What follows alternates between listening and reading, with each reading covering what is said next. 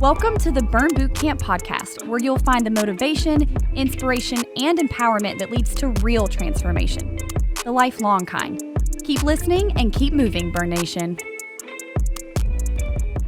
Hey, everybody, and welcome to the Burn Boot Camp podcast. This is DK, Devan Kline, your host for the day here, and we're going to start the very first of a segment that I'm really excited for called Ask Devan Anything. The way that we curate these questions is from Instagram on my stories.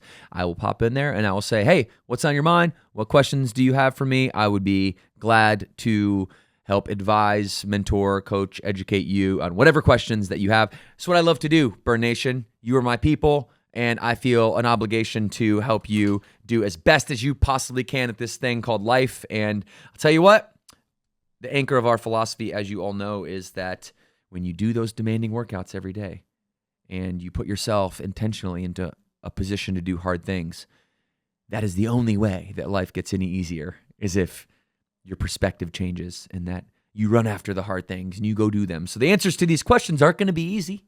They're going to be things that you probably know, that you probably have heard of before, but hopefully something today hits you right in the pocket that you needed to hit it, for it to hit you today so that you can maximize your life. Because that's the goal. So we have 5 questions from Instagram, and I'm going to dive right in. Question number 1 from Annabecca96. Thank you, Annabecca96. How do I get enough protein?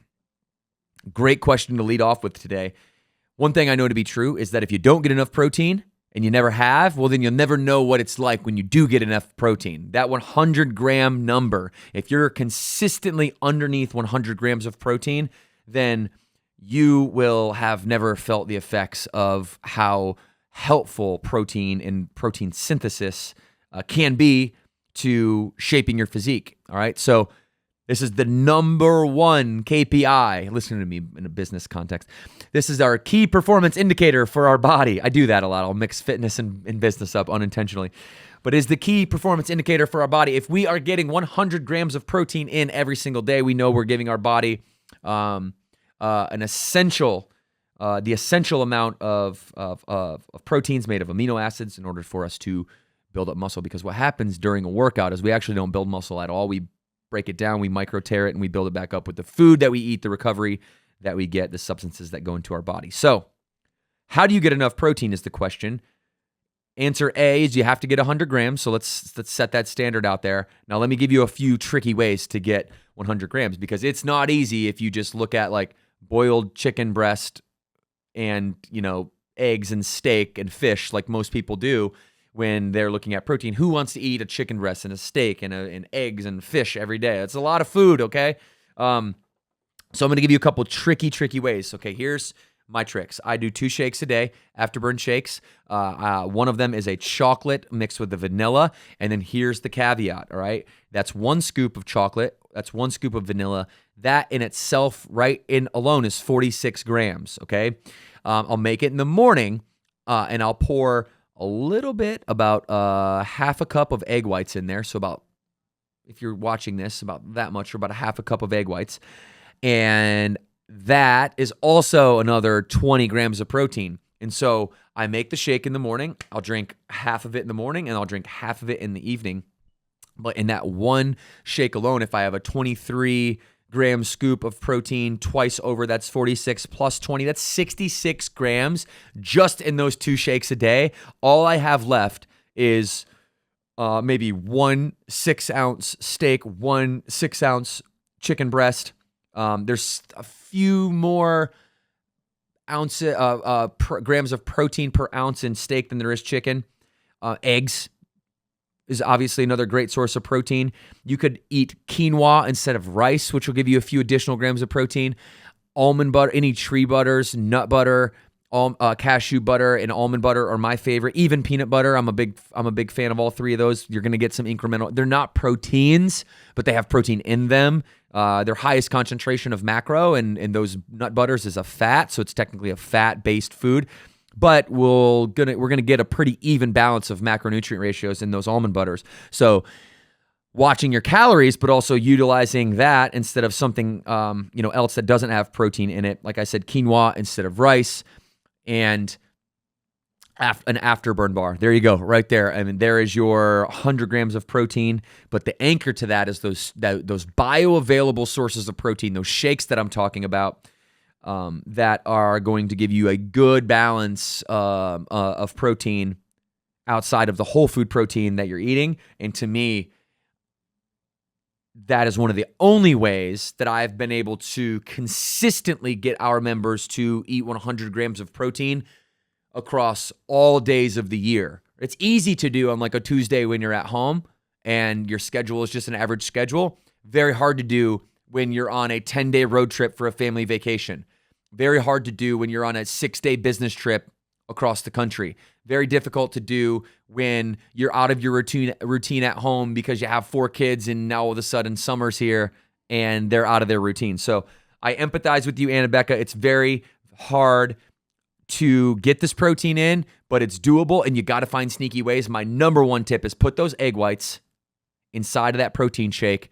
And I promise you, y'all, don't knock it till you try it. It sounds gross. I'm not like out here like Rocky, drinking egg whites while I'm upside down doing sit-ups or anything, but I will tell you that you cannot taste that egg white when it's in your protein shakes. And I personally have been doing this now for 10 years plus and not a single time had any illness or ailment from consuming raw egg whites. But to each his own. Proceed with caution. Question number 2 from Joel T2 Schuler. What's up, Joel T2 Schuler? How do I get over my eating struggles? Okay, let's unpack this. I'd have to go a little bit deeper with you, Joel T2 Schuler, in order to understand specifically what you mean and how you would define struggle. But depending on how you would define that struggle, it would really end up in 2 buckets. You'd end up in an extreme bucket where, you need to do something extreme because, bro, friend, you be on that struggle bus for like 5 years straight and you just can't get off. And I empathize with that. It's all good. We'll get you off. Or it's not so extreme to where, yeah, you're generally speaking pretty happy with it, but, you jump on a struggle bus every now and then from time to time for a few days, when things get tough. But otherwise, it's pretty easy. So I have recommendations for the extreme, and I'll forewarn you that my recommendation for the extreme is very extreme, all right? It's like a very extreme thing. So you really have to be in a dark place with your eating habits in order to go to this extreme level of strategy in order to help turn us around. Most of us do not have to do this, but I wanted to be able to cover the full spectrum. And the not so extreme would be, just some normal basic pattern interrupters that you could utilize when things get tough. All right, so let's start with the extreme, shall we? All right, the extreme, let's just say that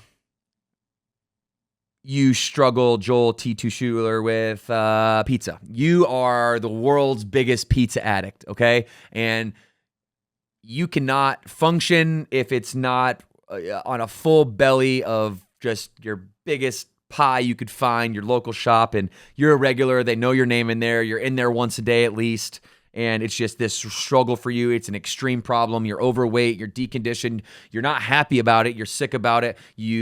People keep telling you that you're okay when you're really not okay. The people who are around you, you've become their buddy who's the big version or the big friend in the group, and you don't really love that, but you really want to fit in, so you've kind of identified with that pocket, even though deep down it hurts you inside every time they crack a joke on you, but you laugh along, and a lot of times you lead the jokes because you want to be a part of the friend group, and I get it. That's an extreme struggle, okay, because of this one simple pizza addiction that you cannot kick, my friend.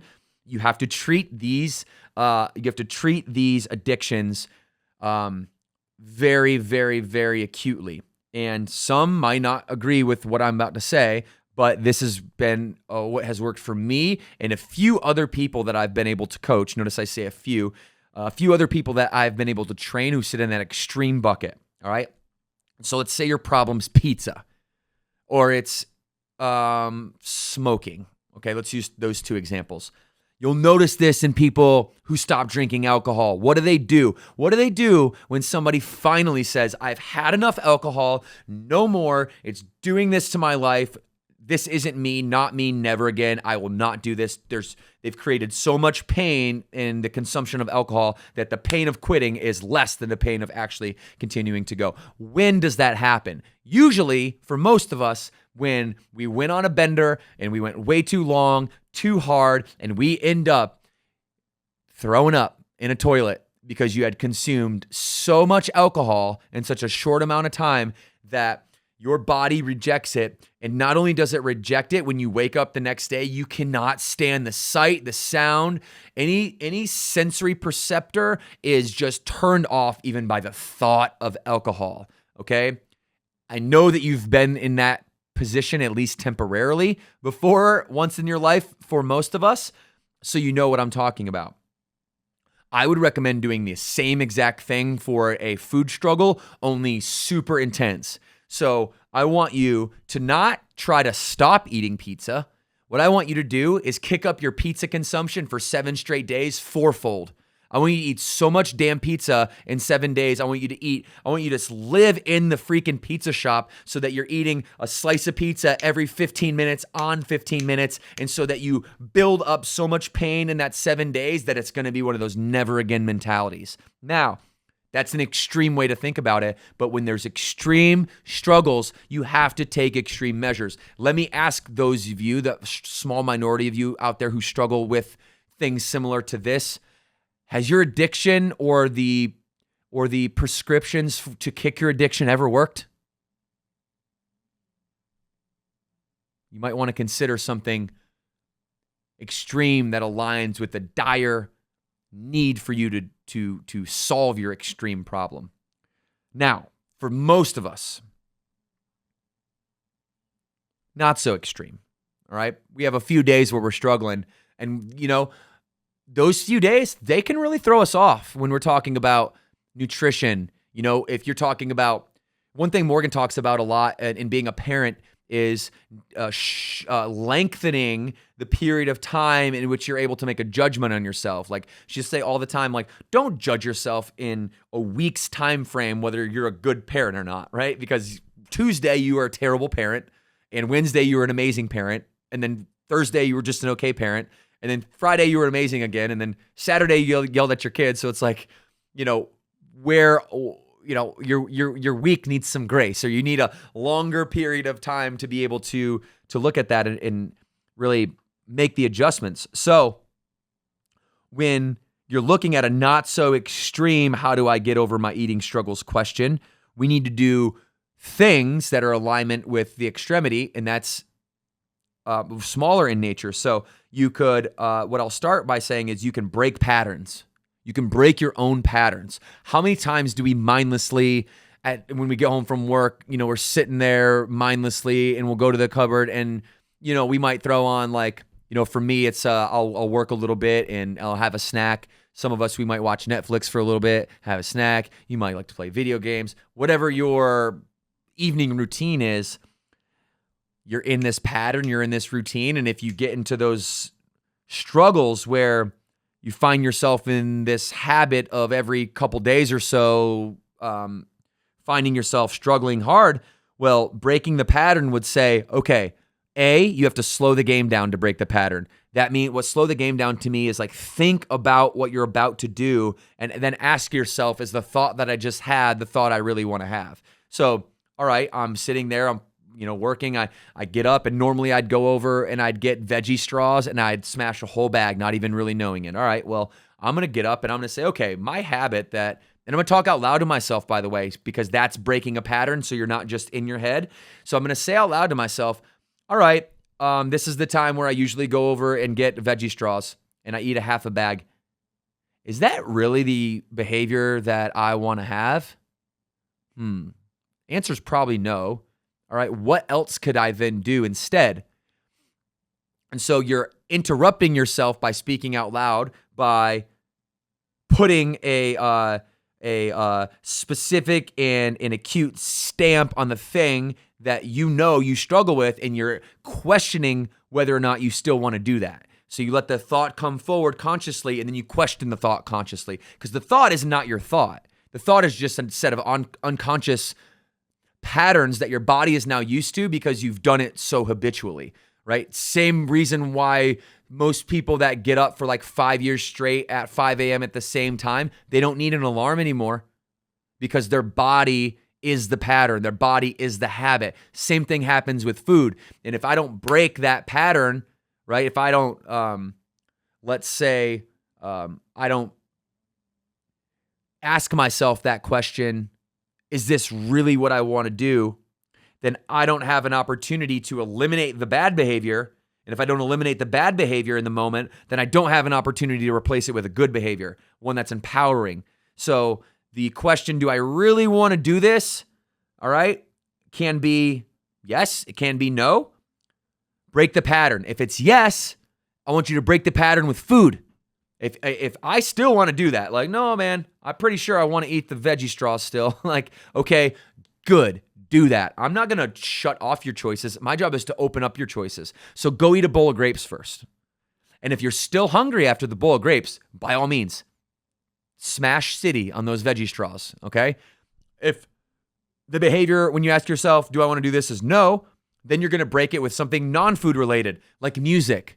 Like listen to your favorite song. Because I'm happy. Like listen to your song and walk around your house for 3 minutes. And then ask yourself, do I still want to do this, right? So slow the game down. Break your patterns. If it's extreme, go hard at that extreme. If it's softer, break that pattern and insert good behavior and replace for a bad behavior. And that will really, really, really help you, I promise. Okay? So thank you, Joel T2 Schuler.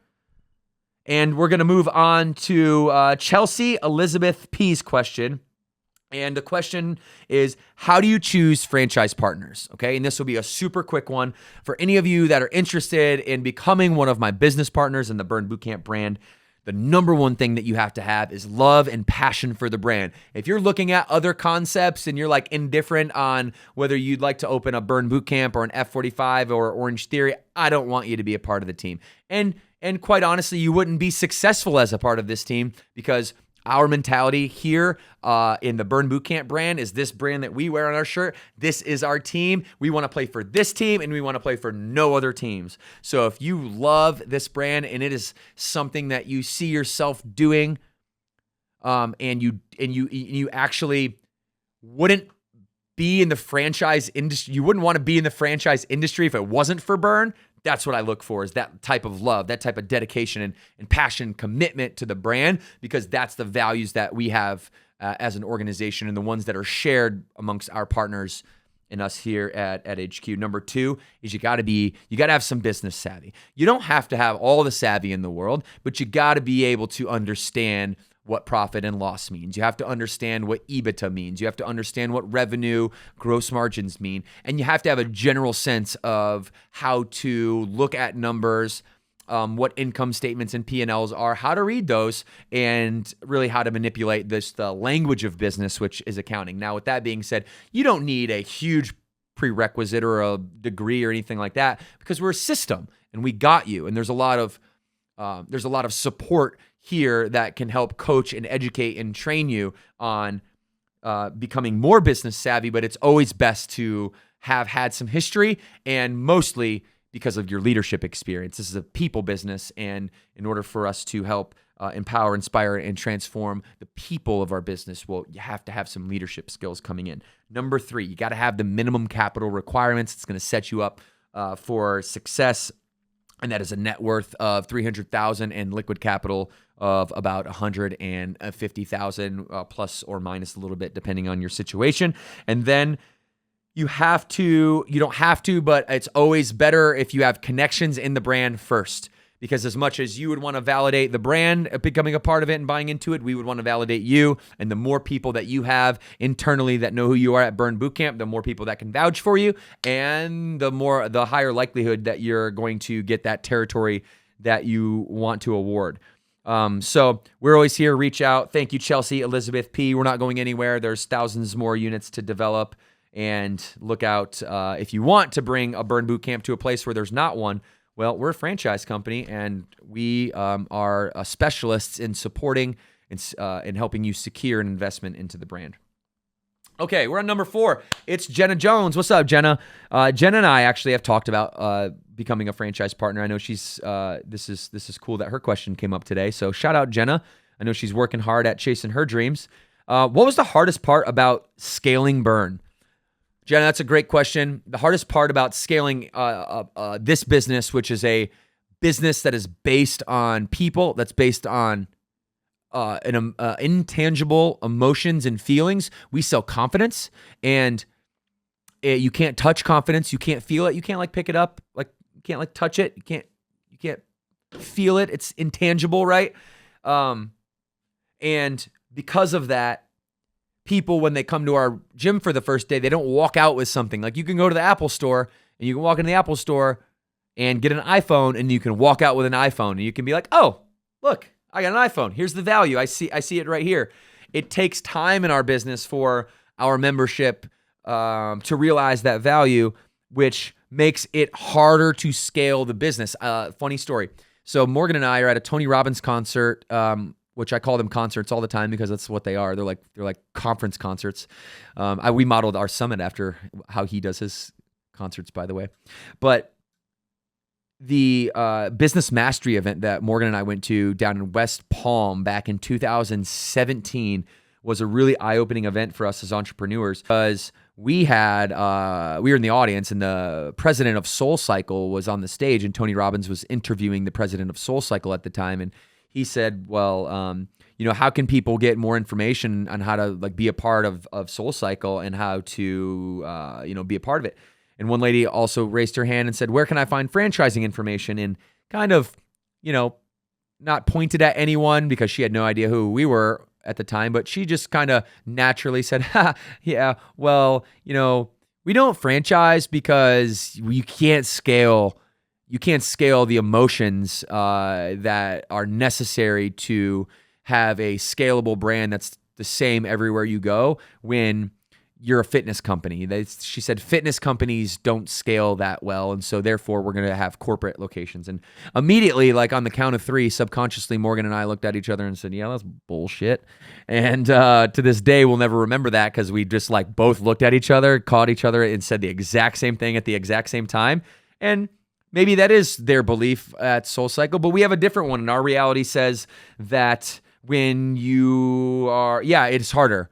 And the hardest thing about scaling Burn was the amount of the gap that I had to close and my leadership ability. I had to learn so much so fast on how to be a great leader because I was not one in 2017. I was not a great leader, not a poor leader, but just an average leader. And if we wanted to scale, I needed to become the best version of me in the moment that I could possibly be. And that was all through leadership, management skills, and helping other people realize their dreams, and using that as a main thread of how the business can reach its goals, not the other way around where we use people to reach the business's dreams. Additionally, we had no resources. We had no money, little connections, knew no one in Charlotte when we first started. And so we took on huge risks in proportion to our in proportion to our personal net worth at the time to secure leases and personal guarantees in the hundreds of thousands for our original locations that we opened. That if you were to do our net worth in the first 5 years of the business, we had so much personal guarantee on all of our leases that in our cash flows weren't there yet, that you would have looked at our business in the first 5 years and said, "Ooh, you guys are in over your heads here. You got you're leveraged. You have more liability than you have asset here." So those were the main hardest things scaling Burn. And with that being said, it's Jenna Jones. We're not even to scale close yet. We're just walking. We're just crawling. And like I said, there's thousands more opportunities for us to continue to scale this impact and partner with incredible people like you.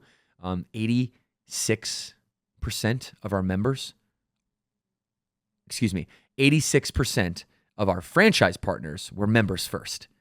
That's an incredible stat. I love that stat because what that says is that when you become a part of this brand, it speaks to your soul so closely, and you can feel it so intently, becoming a part of your identity that you don't kind of want to become a burn owner. You must. And it's your quest and it's your dream, just like it's my quest and my dream. And when we share that, we can become partners. All right, last question from Mrs. Ryan Jewell.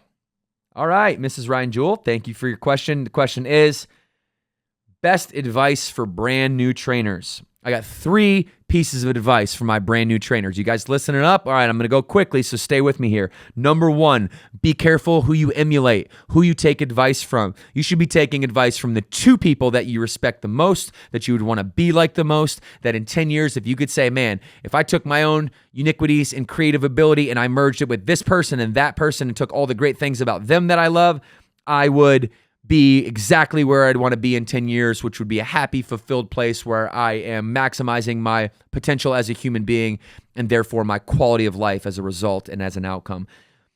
The opposite side says you better not listen to the people that are trying to give you the advice, that are intent on giving it to you and you did not ask them. If people are shoaling out advice to you and you didn't ask them, probably bad advice. One of my principles is I don't ever give advice to people unless they say, hey, Devin, here's a question. Help me. Number 2, people want members, potential members, prospects, people, they want to be challenged. You will not be respected in the training industry moving forward if you are too nice. I didn't say kind. I said if you are too nice, meaning your axiom of how well that relationship goes is predicated on how hard you don't make them work rather than how hard you do make them work. If you're trying to be nice, you're trying to, maybe just keep them in like a normal zone. They don't want that. They could do that on their own. They could get on a treadmill and run in a comfortable zone. They know how to do push-ups. How many millions of YouTube videos are there where they could do that on their own? Here's what people that are paying for a personal trainer want. They want your craft. Number 1, they want your craft. And part of that craft is, and if you don't think this way, this is part of my answer baked in. Part of the craft is realizing that the results you get are your resume. Trainers, no one cares about your CPT. Hey, much respect for your CPT. Much respect for your 4-year degree. Give me one time when anyone's asked you for it. I'll wait. Yeah, they don't ask you for it. What they care about is your results that you're getting for your members. Results are your resume. So if you're not challenging people because your goal is to be nice, well, your retention's going to be awful. You want to make sure that you are constantly demanding more of them than they will of themselves. And if you can maintain that, all right, then you're going to create the trust in the relationship, because the relationship is predicated on getting results. So in order for them to trust you, you're going to have to get them the results. In order to do that, you're going to have to help them overcome their limiting beliefs. In order to do that, you're going to have to introduce failure into their lives, introduce barriers or obstacles into their lives. In order for you to do that, well, I got a really good way. Put some heavier weights in their hand, weights they don't think they're capable of lifting. Look at them, say, hey, can you do these weights? And they say, You say, are you willing to prove it for me and for yourself? And they say, okay, I'll try. And then they do it way more times than they thought they could. You high five them, you tell them how badass they are, and then you move them on to their next exercise where you do that process all over again, right? Don't be soft.